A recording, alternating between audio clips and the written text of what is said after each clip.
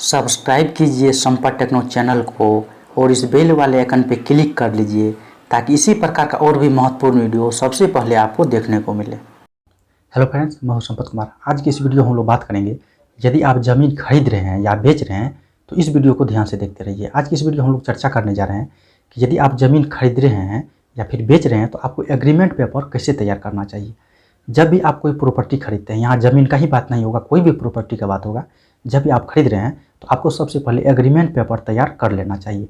क्योंकि यदि आप एग्रीमेंट पेपर तैयार कर लेते हैं तो इससे बहुत बड़ा आप नुकसान होने से बच सकते हैं। क्योंकि होता है क्या, जब भी दो व्यक्ति के बीच कोई प्रॉपर्टी का खरीद बिक्री के संबंध में बात होता है और कुछ पैसा पे कर दिया जाता है, तो ऐसी परिस्थिति में कुछ ऐसे असामाजिक तत्व है जो जितना पैसा में प्रॉपर्टी का बात हुआ है उससे कुछ ज़्यादा पैसा में उस प्रॉपर्टी को खरीदना चाहते हैं, और जो व्यक्ति पहले बात किया है वो परेशानी में फंस जाते हैं और उसका पैसा भी फंस जाता है। तो इससे बचने के लिए यदि आप कोई प्रॉपर्टी खरीद रहे हैं तो आपको सबसे पहले उसका एग्रीमेंट करवा लेना चाहिए। एग्रीमेंट करवाना बहुत ईजिली है, आप लोग घर बैठे कर सकते हैं। इसका कुछ प्रोसेस है। देखिए, सबसे पहले आप लोग को 1000 यानी 1000 रुपया का स्टाम्प पेपर लाना होगा। और मैं जो यहाँ बताने जा रहा हूँ आप लोग को प्रैक्टिकली जानकारी दूंगा, आप लोग इजीली कर सकते हैं और भविष्य में आपको कोई भी परेशानी नहीं होगा। साथ ही साथ हम लोग वीडियो के आगे ये भी बात कर लेंगे कि यदि एग्रीमेंट पेपर बनाने के बाद भी आपको ज़मीन नहीं लिख रहा है तो ऐसी परिस्थिति में आपको कौन स्टेप लेना चाहिए ताकि ज़मीन आपके नाम हो जाए। तो ये सभी चीज़ के बारे में आज की इस वीडियो हम लोग डिस्कस करेंगे। तो देखिए, सबसे पहले आपको 1000 यानी 1000 रुपये का स्टाम्प पेपर लेना होगा। ये स्टाम्प पेपर आप ऑनलाइन भी खरीद सकते हैं। इसके बाद स्टाम्प पेपर पर सबसे ऊपर दोनों पक्षों का नाम और पता लिखना होगा। यहाँ दोनों पक्षों का मतलब हुआ कि एक पक्ष खरीदने वाला और एक पक्ष बेचने वाला। यदि खरीदने वाला एक से ज़्यादा व्यक्ति है तो इस परिस्थिति में एक से ज़्यादा व्यक्ति का नाम होगा स्टाम्प पेपर पर, और यदि बेचने वाला एक से ज़्यादा व्यक्ति है तो एक से ज़्यादा व्यक्ति का नाम इस स्टाम्प पेपर पर लिखा जाएगा। ठीक है। उसके बाद ज़मीन का पूरा डिटेल लिखना होगा, जैसे खाता संख्या, खेसरा संख्या, रकबा संख्या, प्लॉट संख्या, और ज़मीन जो थाना के अंतर्गत आता है वो थाना संख्या आपको लिखना होगा। साथ ही साथ जो ज़मीन आप खरीदने जा रहे हैं उस ज़मीन का एरिया चौहदी भी लिखना होगा। एरिया चौहदी का मतलब हुआ कि जो प्लॉट आप खरीद रहे हैं उस प्लॉट के पूर्व में किसका प्रॉपर्टी है, पश्चिम में किसका है, उत्तर में किसका है और दक्षिण में किसका है।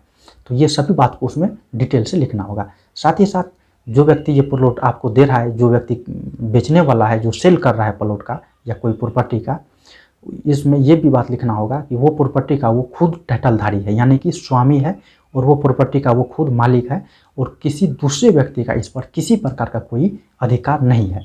साथ ही साथ नेक्स्ट में ये भी लिखना होगा आपको इस एग्रीमेंट पे कि किसी प्रकार का वो प्रॉपर्टी पे लोन नहीं लिया गया है, और न ही वो प्रॉपर्टी किसी को दान पत्र लिखा गया है, और न ही उस प्रॉपर्टी का किसी को वसीयत लिखा गया है। साथ ही साथ वो प्रॉपर्टी का सरकारी रेट क्या है वो भी उसमें लिखना होगा एग्रीमेंट में। अब कोई भी प्रॉपर्टी का सरकारी रेट कैसे निकालते हैं इस टॉपिक पर मैं वीडियो बना चुका हूँ, लिंक नीचे डिस्क्रिप्शन में मिल जाएगा, आप लोग देख लीजिएगा।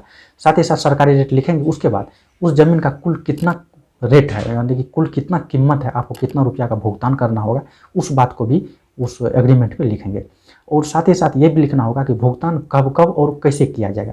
मान लेते हैं कि यदि भुगतान कुछ पार्ट बाय पार्ट किया जा रहा है तो कितना कितना का भुगतान और कब कब किया गया है या फिर किया जाएगा, ये बात को भी लिखना होगा। आपको एक चीज़ यहाँ ध्यान में रखना होगा, जब भी आप कोई प्रॉपर्टी ले रहे हैं, मतलब खरीद रहे हैं, तो ऐसे परिस्थिति में आप बैंक के द्वारा ही भुगतान करें। जैसे आप बैंक चेक के द्वारा भुगतान कर सकते हैं या डिमांड ड्राफ्ट बना के भुगतान कर सकते हैं, और सबसे बेटर है कि आप उसको ऑनलाइन पेमेंट कीजिए।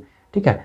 आप इंटरनेट के माध्यम से ऑनलाइन यदि उसको पेमेंट करेंगे तो आपके पास लेखा जोखा भी होगा कि आपने कब कब और कितना पैसा उसे भुगतान किया है। ठीक है। तो इस बात का भी जिक्र एग्रीमेंट पेपर में होना जरूरी है।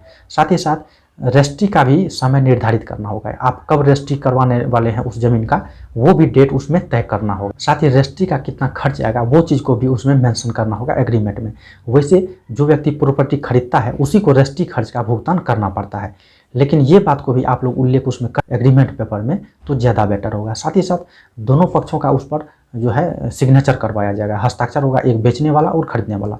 यदि खरीदने वाला एक से ज़्यादा व्यक्ति है तो वो सभी का हस्ताक्षर होगा, और यदि बेचने वाला एक से ज़्यादा व्यक्ति है तो वो सभी का हस्ताक्षर उस एग्रीमेंट के नीचे में करवाया जाएगा। साथ ही साथ 2 गवाह का भी हस्ताक्षर इस पर करवाना होगा। आपको ध्यान रखना होगा कि जो 2 गवाह का इस पर सिग्नेचर करवा रहे हैं वो आपका प्रॉपर आदमी होना चाहिए, यानी कि आपका विश्वासी आदमी होना चाहिए। क्योंकि जब भी बाद में आप इस एग्रीमेंट को कोर्ट में चैलेंज करेंगे और आपको ज़मीन वो नहीं लिखेगा, जो प्रॉपर्टी का बात हुआ है एग्रीमेंट में, जो भी उससे इकरारनामा करवाए हैं उस पर यदि वो खरा नहीं उतरता है, तो ऐसी परिस्थिति में जब भी आप कोर्ट में इसे चैलेंज करेंगे इस एग्रीमेंट को, तो ये जो गवाह टूटो है इसका आपको बहुत ज़रूरी पड़ेगा। इसलिए गवाह जो है आपका अपना निजी और विश्वासी आदमी होना बहुत ज़रूरी है। जो भी तय किया गया है समय सीमा एग्रीमेंट में, प्रॉपर्टी बेचने वाला व्यक्ति यदि आपको रजिस्ट्री नहीं कर रहा है तो इसे आप कोर्ट में चुनौती दे सकते हैं जो आप एग्रीमेंट तैयार किए हैं। साथ ही साथ उस व्यक्ति पर, जो प्रॉपर्टी का ओनर है, उस पर आप धोखाधड़ी का केस कर सकते हैं IPC के सेक्शन 420 के तहत। तो इस टॉपिक पर हम लोग कभी बाद में और विस्तार से चर्चा करेंगे। साथ ही साथ यदि इस टॉपिक पर और भी आप अधिक जानना चाहते हैं तो नीचे डिस्क्रिप्शन में लिंक है मेरा वेबसाइट का, वहाँ जाकर आप इसे विस्तार से देख सकते हैं। यदि आपको ये वीडियो अच्छा लगा हो तो इसे लाइक कीजिए, अपने मित्रों के साथ शेयर कीजिए। साथ ही यदि वीडियो संबंधित आप कुछ पूछना चाहते हैं तो नीचे कमेंट करके पूछ सकते हैं।